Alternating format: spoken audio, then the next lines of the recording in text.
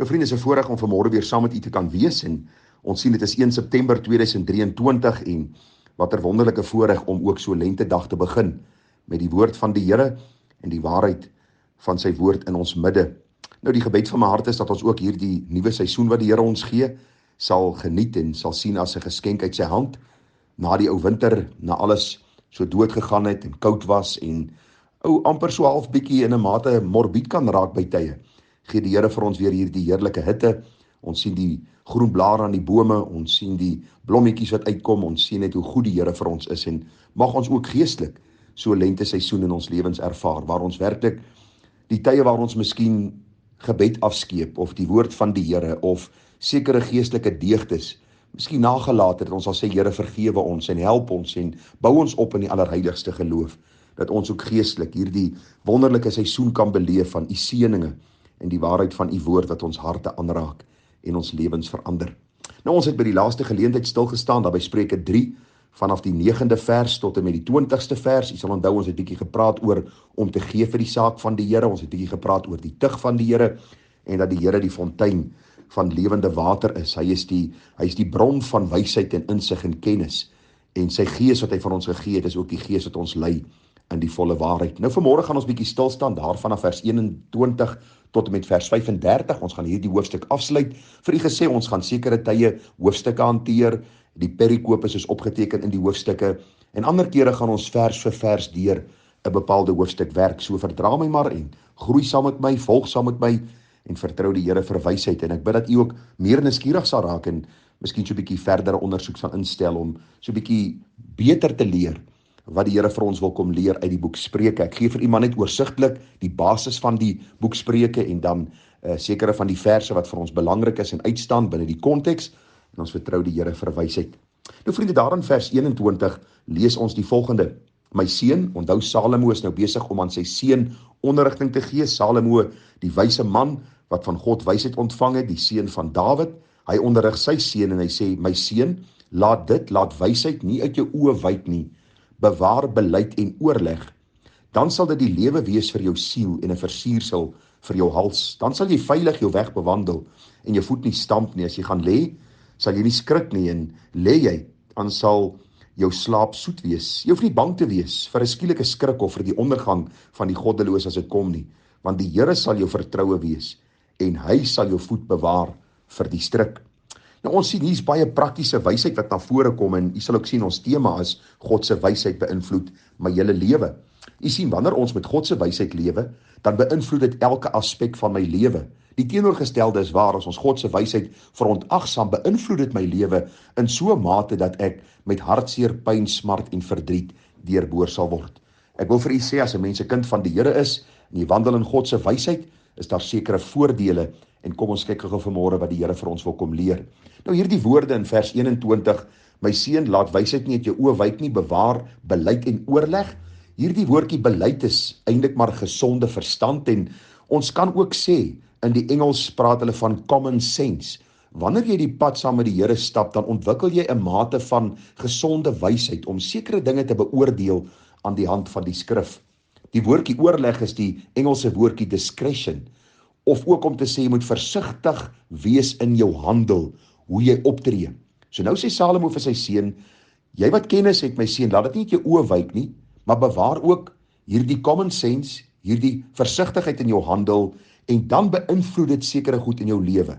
Hy praat van hierso so, dat jy sal veilig op jou weg wandel, jy sal jou voet nie stamp nie, jy sal nie skrik as jy gaan lê nie, jy sal nie bang wees as die goddelose se ondergang kom nie, en die Bybel sê, want die Here sal jou vertroue wees en hy sal jou voet bewaar van die struik. Kan jy agterkom, wysheid beïnvloed ons hele lewe. Nou vriende, vers 23 is my belangrik, daar staan, jy sal veilig wees in jou wandel. En jy sien, dit is wat wysheid vir ons gee. God se wysheid is soos 'n lig vir ons pad en 'n lamp vir ons voet.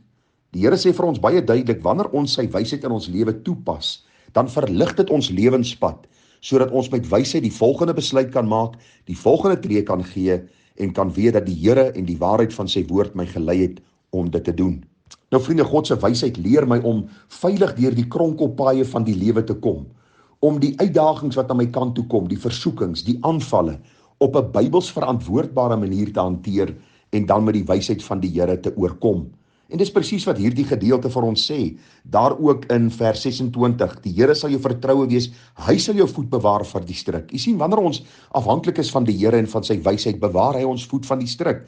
Daar's 'n besondere genade wat die Here vir sy kinders gee, om in hierdie wêreld dan ook hierdie gesonde wysheid toe te pas, en versigtig te wees in ons handel, sodat ons deur hierdie moeilike tye kan kom, en ander kant meer as oorwinnaars kan wees. Wysheid help ons, vers 24 en 25, om eerlik te wees. Wysheid help ons om deursigtig te wees, om openlik te wees, om rein te lewe. Daar's nie geen verskuilde agenda in my lewe en geen donker motief wanneer ek dinge doen of 'n geraamte in die kas wat na die tyd sal uitkom nie. Wysheid is iets wat ons hele wese beïnvloed, ons hele lewenswandel beïnvloed, en dit help ons om 'n eerlike, deursigtige lewe te leef. Mense weet wie ons is en hulle weet met wie hulle te doen het. En dis belangrik, vriende, dat ons sal sien wysheid beïnvloed my hele lewe. En nou kom ons by vers 27 tot en met vers 35 en ons sal ook sien hoe wysheid ons lewe beïnvloed wanneer dit kom by sosiale verantwoordelikhede. Want ook in hierdie aspek moet wysheid ons lewe beïnvloed.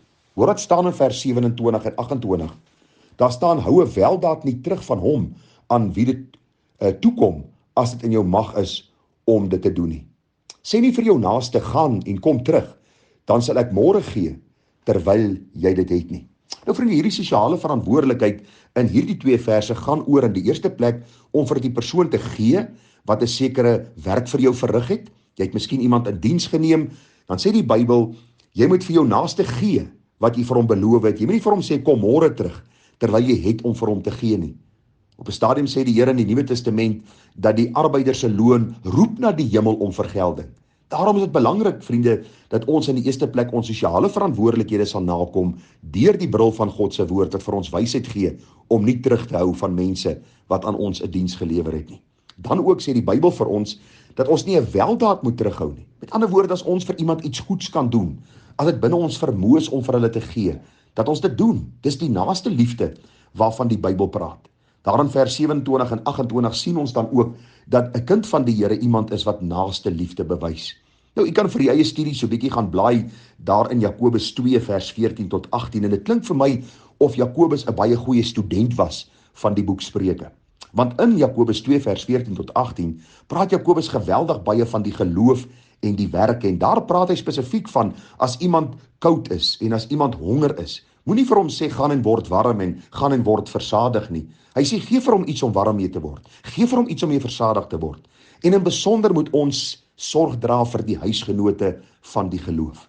Ons sosiale verantwoordelikhede word beïnvloed deur God se wysheid, sodat ons onderskeid kan tref en met wysheid kan handel teenoor hulle wat ons nodig het.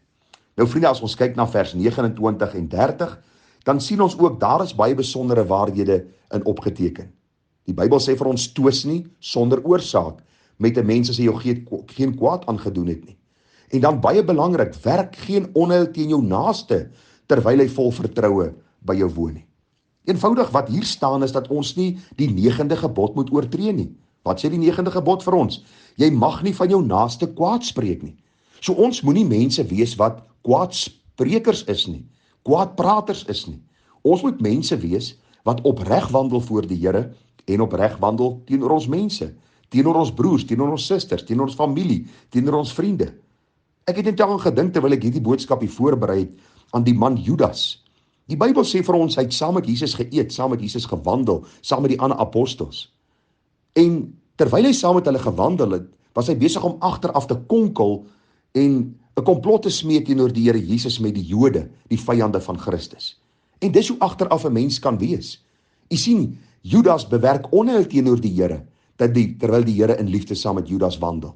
Hoe hartseer en hoe duidelik is dit net nie dat ons eie harte ook moet ondersoek, dat ons nie onheil teen ons naaste sal bewerk, terwyl hulle vol vertrou met ons saamleef nie. Moenie 'n agterbakse mens wees nie. En dan baie belangrik, moenie twisgierig wees nie. Moenie altyd 'n rede soek om met iemand te beklei nie. Jy moet en ek moet 'n vredemaker wees. Die Bybel sê, salig is die vredemakers. Hoe maak ons vrede? Ons hou die standaard van God se woord hoog, ons verkondig die evangelie, en deur die waarheid van die evangelie sal die Here siele red en sal vrede na ons kant toe bring. Daar is tye wat ons nie in vrede met mense kan saamleef nie, maar dan moet dit uitsluitlik gaan oor die evangelie wat hulle verwerp. En nie 'n gesindheid van ons kant nie. Daarom moet ons nie twisgierig wees nie, en ons moet ook nie onheil bewerk teenoor ons naaste nie.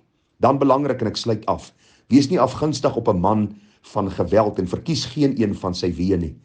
En ons kyk na ons tyd van vandag, vriende, en ons sien die TV, ons sien die rolprente, ons sien die sosiale media, ons sien die silverskerms, hoe hulle van hierdie misdadigers en hierdie geweldenaars heroes maak in ons tyd. Dokumentêre word oor hulle gemaak. Ons dink aan manne soos Al Capone en maffia-leiers en bendeleiers en geweldenaars, hoe hulle eintlik as heroes uitgemaak word vandag, en dat hulle eintlik die samelewing 'n geweldige guns doen. En baie keer is mense afgunstig op hierdie mense se sukses. Wat sê die Here vir ons? Nee, moenie op hulle afgunstig wees nie. Waarom nie? Die Bybel sê in vers 32 tot 34, want God se toorn en sy vloek is oor hierdie mense. Hy sal hulle oordeel. En nou sluit hierdie gedeelte af, vers 35. Die wyse sal eer beerwe, maar die dwaas behaal skande. Vriende, wyse mense sal eer in hierdie lewe ontvang en eer in die lewe wat kom. Dwaase mense sal skande behaal in hierdie lewe en ook in die lewe wat kom. Ons sien dit nie altyd so sigbaar in hierdie lewe nie, maar weet een ding, dat God hou die wag. Sy oog deurloop hierdie hele aarde. Hy sien wat ons doen, hy hoor wat ons sê. En daarom sê die Bybel vir ons, die wyse teenoor die dwaase is baie duidelik. Die wyse sal loon ontvang, die dwaase sal straf ontvang. Die wyse sal God se heerlikheid ontvang en die dwaase sal God se hel ontvang. Daarom is jy en ek 'n man en 'n vrou, seun en dogter wat wandel volgens God se wysheid. Hierdie is so klompie gedagtes vanaf vers 20 tot 35.